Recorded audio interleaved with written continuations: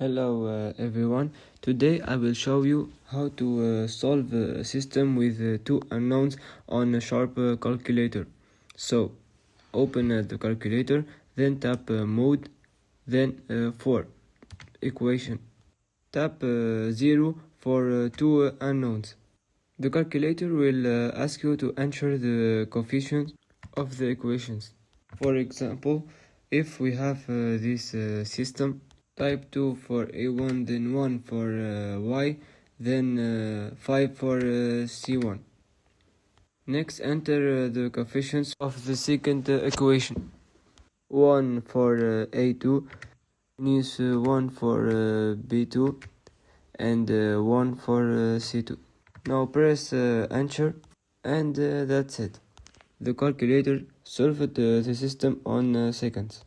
If this tutorial helped you, don't forget to like and subscribe.